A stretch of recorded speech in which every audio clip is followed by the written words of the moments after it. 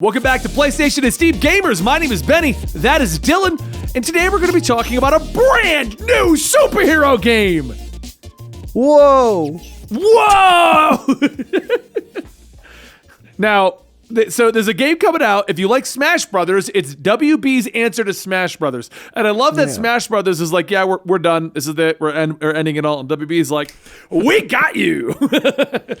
Here's a new well, everyone is. Everyone's like, you want more platform fighters? Here's 30. That all suck. Yeah. Anyway. I do not look, honestly, I don't understand this trend. Like Smash Bros Smash Bros Ultimate's great. So 3 years later, we now have like 20 of them coming out. Like yeah. Other platform fighters have always they've had like a weird history because it's either indie games that are kind of good but not a lot of people play because there's no like draw in other than like, do you want a different type of Smash? Or there's the ones that actually have like license to use like characters like PlayStation All-Stars, this one, and Nickelodeon All-Star Brawl, and they're all like not good and nobody plays them. Yeah. I'm excited for this one because it does look promising. I will say this. The other ones look like cash grabs, so they're like, why aren't we doing this? Fuck it. Throw it out there. You know what I mean? Mm-hmm. This looks like they're thinking about it. They got a good dream team on it. Multiverses is a dream project of our team from Player First Games, and we're excited to reveal the game. We built it to be a cooperative social game that embraces teamwork and strategy, first-class online gameplay, dedicated server rollback, netcode so that friends and rebel... Like, they said all the key words to me as a fighting game fan that I love to hear when a game's on its way out. What about you? Because you were saying in one of our previous talks that you actually used to do Smash Bros. Competitive. Yeah, so I used to go to tournaments, and I used to be pretty competitive with Smash. I still like to check in with it every once in a while, and I play with my friends occasionally. But and I've tried a lot of other platform fighters. Like I think really the only one I've ever actually enjoyed, other than like Smash Flash, which is just funny, was like Rivals of Aether is a lot of fun. I think I've heard of that one. It's like a pixelated platform fighter. It's got like a small cast, but it's like well made. But other than that, like all of them, like Nickelodeon All-Star Brawl, I don't understand the hype for it. I think it's just like it wasn't ready to be released, and I don't think it ever will be because it looks visually horrible. Wait, did that come out? Yes. Like a month ago. I didn't know it came out. I thought it was still.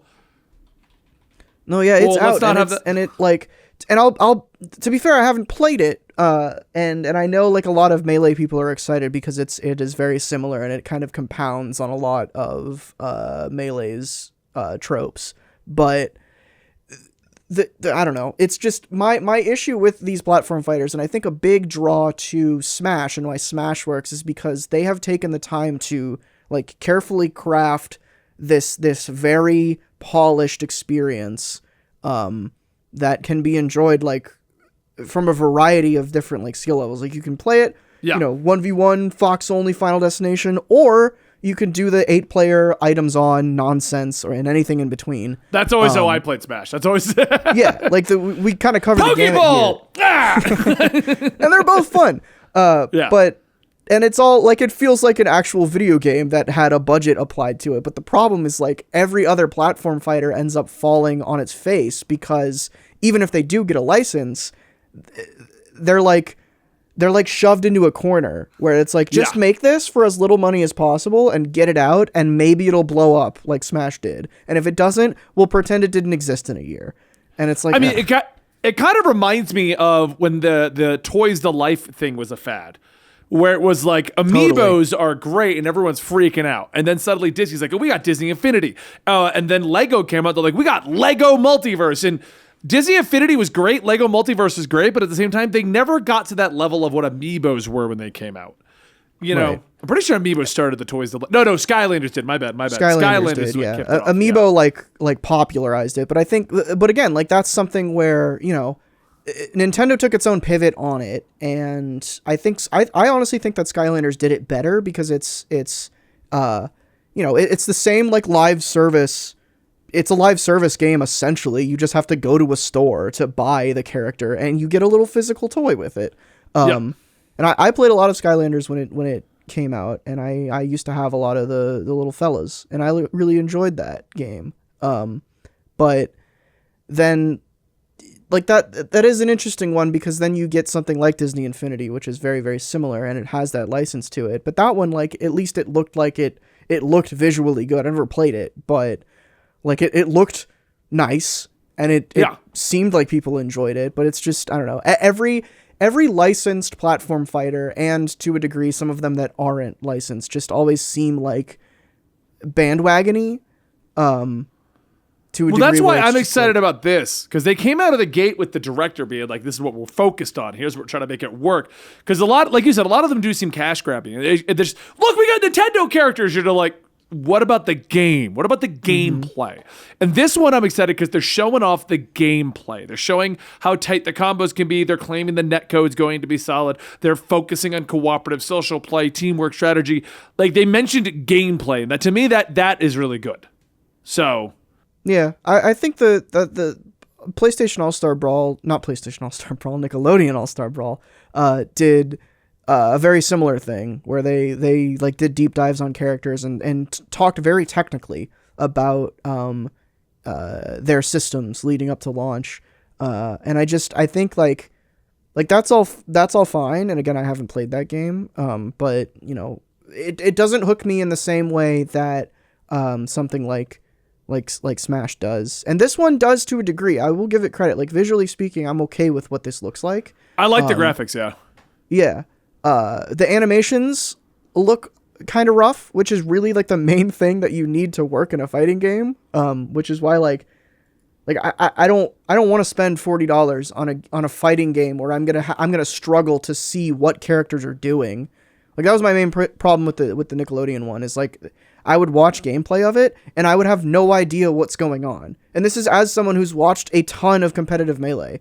So It's just like, when you have that character from All Real Monsters who's just like 3 inches on the screen, and it's like the smallest thing possible. It's just floating around. You don't know what it's doing. It's like, but this game at least looks like it has a little bit more cohesion in the visual style. The main thing I'm concerned about is that it seems like there's live service elements, which is like, why? They're already talking seasons.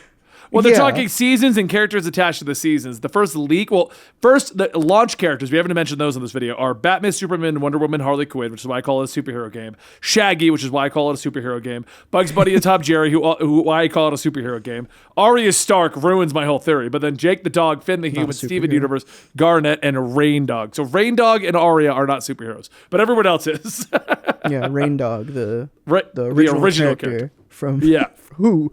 I don't know. Tell us about Rain Dog in the comments if you know more. But the leaks show the first season will be Rick Sanchez for Rick and Morty. How? So they're going to treat the character releases like Smash Bros. Did. Rick and Morty? I guess so.